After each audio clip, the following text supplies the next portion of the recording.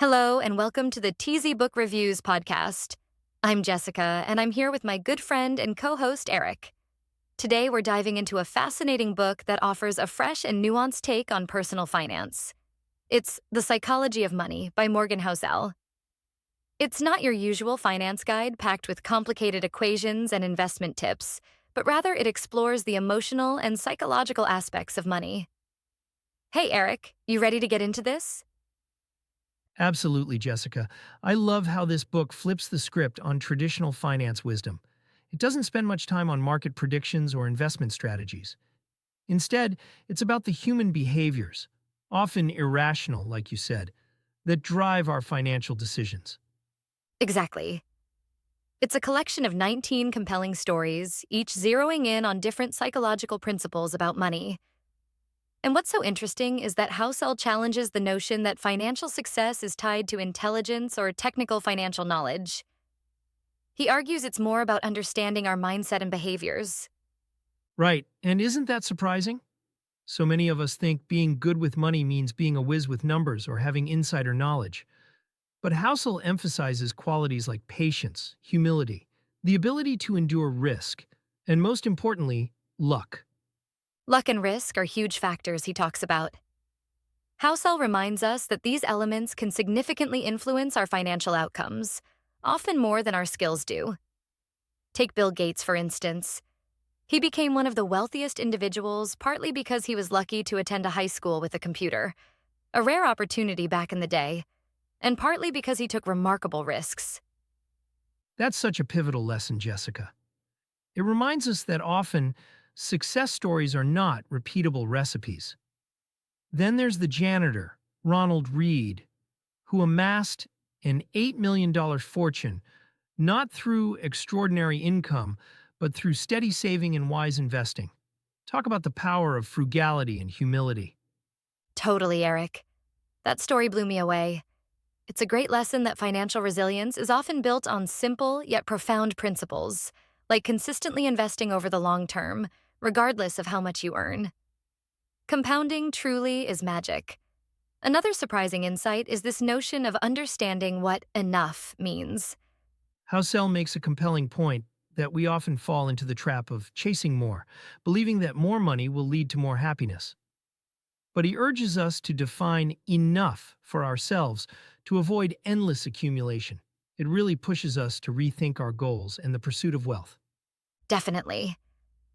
I think it aligns with another important takeaway that true wealth is about financial freedom. It's not the glamorous lifestyle or the possessions we own. It's about having control over our time and aligning how we use money with our personal values. And speaking of values, Housel's insight about the man in the car paradox is so relatable. We try to impress others with what we have, but no one really notices or cares as much as we think they do. Isn't that a revelation? For sure. It's a good reminder to prioritize what really matters to us, not what's going to score us points socially. There are also some difficult truths in the book, like the illusion of control. Housel points out that we often overestimate our ability to predict or control financial outcomes, overlooking the significant impact of unexpected events. Exactly. This idea of recognizing our limitations brings us to another core theme, the importance of a margin of safety. Whether it's having a financial buffer for a rainy day or making conservative investment decisions, the idea is to protect ourselves from unforeseen circumstances. Right? That cushion can make all the difference. And Housel's advice to focus on what we can control, such as our savings and spending habits, is empowering. It's about finding strength in what we can manage rather than being swayed by market volatility or economic conditions. That's a critical mindset shift. And to successfully adopt these lessons, Housel encourages understanding our personal money story to identify how past experiences influence our financial behavior. It's like peeling back the layers of why we act the way we do with money. Absolutely. This self-awareness can be transformative.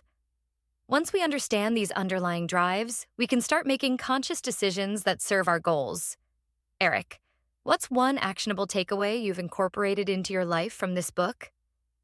For me, it's defining what enough means. It's a powerful grounding principle that has helped me set realistic financial goals without getting caught up in societal expectations. What about you? I'd say it's being mindful of the price of success. Understanding the trade offs with each financial decision has made me more deliberate and thoughtful. I weigh not just the potential gains, but also the risks and the emotional costs involved. Those are great lessons, Jessica. Housel's insights are so practical and applicable. They truly transcend typical financial advice by focusing on our behavior and mindset. This book is a must-read for anyone looking to improve their relationship with money. Couldn't agree more. So, for our listeners, remember the core lessons. Understand and embrace the psychological factors at play. Define your values and financial goals. And most importantly, take charge of the aspects you can control. Until next time, this has been Jessica and Eric on teeZee Book Reviews. Thanks for tuning in.